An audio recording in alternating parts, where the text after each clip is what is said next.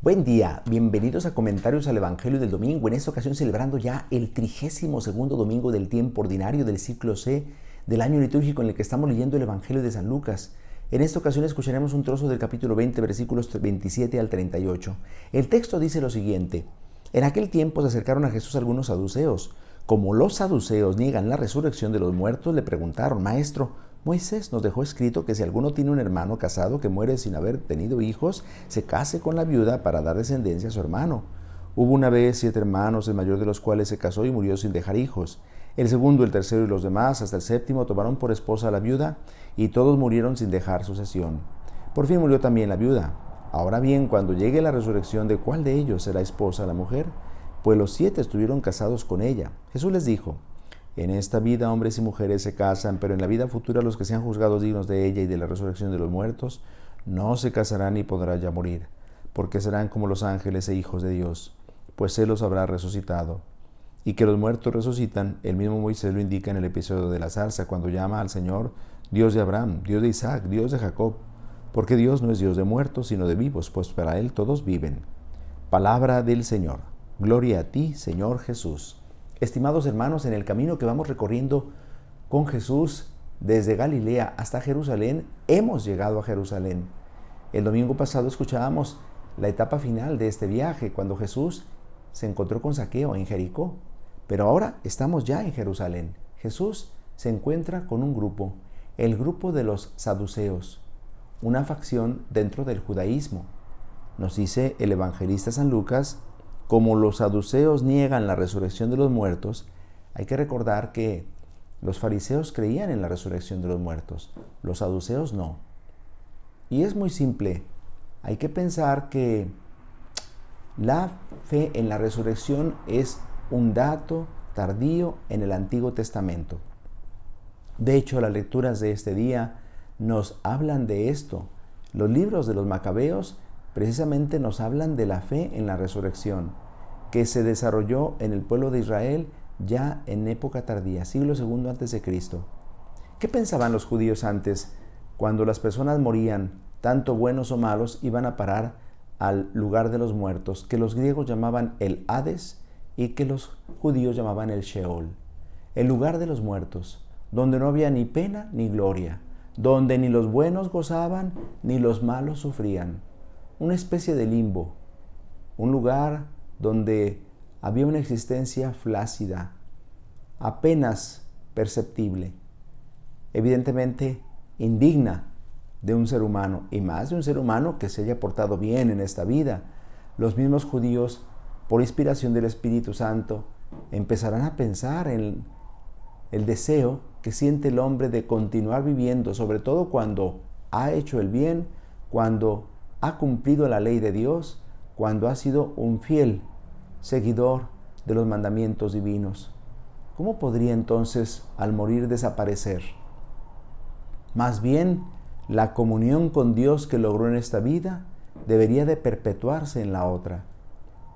Los fariseos tenían una creencia en la resurrección, pero una creencia en la resurrección que era ridiculizable, por decirlo de una manera, porque los fariseos creían en la resurrección como la continuación de esta vida. Por eso los fariseos, los saduceos se negaban a creer en esta verdad que afirmaban los fariseos.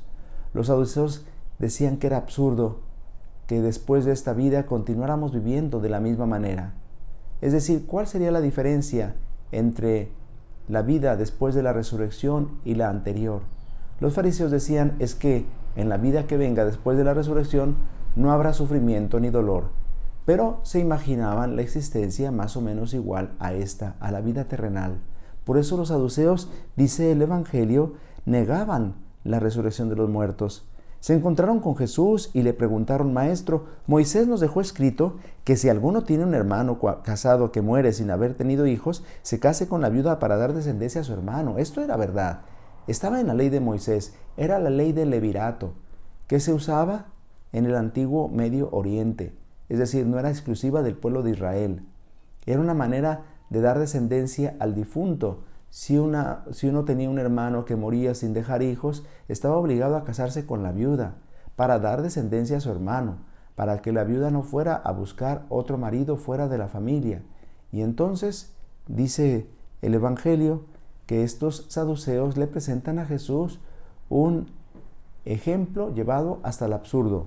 Hubo una vez 7 hermanos, el mayor de los cuales se casó y murió sin dejar hijos. El segundo, el tercero y los demás, hasta el séptimo, tomaron por esposa a la viuda, y todos murieron sin dejar sucesión.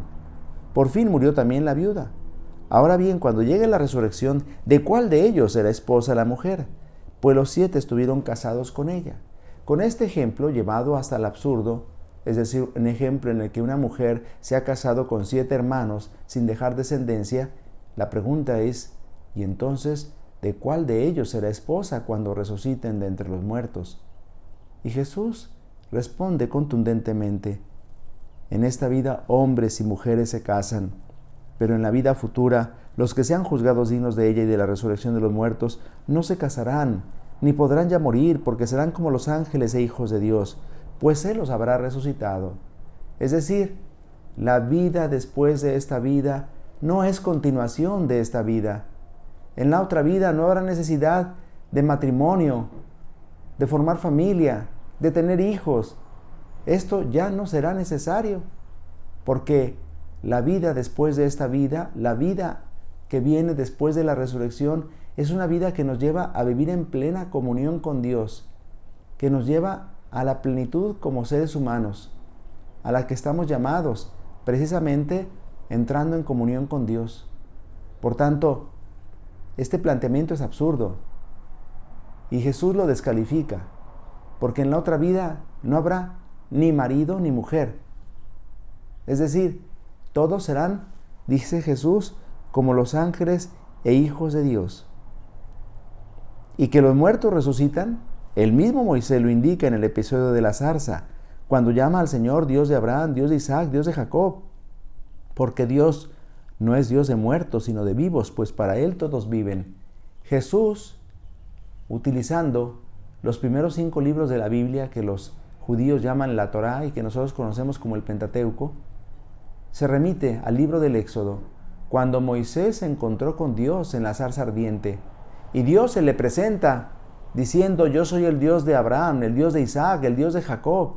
Pero si estos patriarcas llevaban años muertos, tenían mucho tiempo que habían desaparecido de la faz de la tierra, y sin embargo Dios se presenta como el Dios de Abraham, el Dios de Isaac y el Dios de Jacob. Y entonces dice Jesús, Dios no es Dios de muertos, sino de vivos, pues para Él todos viven. Quiere decir entonces que aquellos que han salido de este mundo están vivos ante Dios. Y por eso entonces Jesús está respondiendo contundentemente a aquellos saduceos que se negaban a creer en la resurrección. Y les está diciendo, claro que existe la resurrección, claro que existe la otra vida, claro que habrá otra vida después de esta vida. Jesús lo afirma con claridad y con firmeza. Y por eso dice, en la vida futura los que sean juzgados dignos de ella. ¿Quiénes serán juzgados dignos de la otra vida? Quienes en esta vida hayan vivido con fidelidad los mandamientos del Señor, quienes en esta vida hayan vivido con entrega el Evangelio de Jesús, quienes en esta vida hayan cumplido con minuciosidad sus deberes cotidianos, quienes hayan sido fieles en lo poco, recibirán entonces lo mucho, como dice Jesús en el Evangelio. Entonces estamos llamados en este tiempo en el que celebramos a los fieles difuntos, en este tiempo en el que recordamos a nuestros seres queridos que se han ido, estamos llamados a renovar nuestra esperanza en la resurrección, nuestra fe en la vida eterna.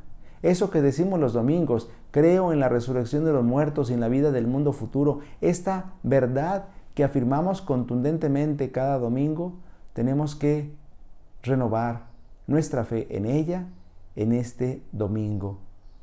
Al final del año litúrgico, nos encontramos al final del año litúrgico, la Iglesia nos da la posibilidad de pensar en el final de nuestra vida y en lo que vendrá después de ella.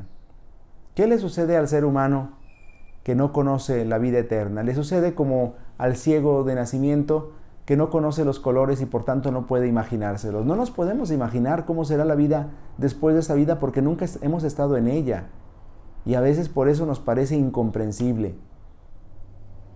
También decía un autor italiano que el niño que no ha nacido, el niño que no ha salido del vientre materno, no se puede imaginar cómo será la vida después de nacer, porque nunca ha estado en ella.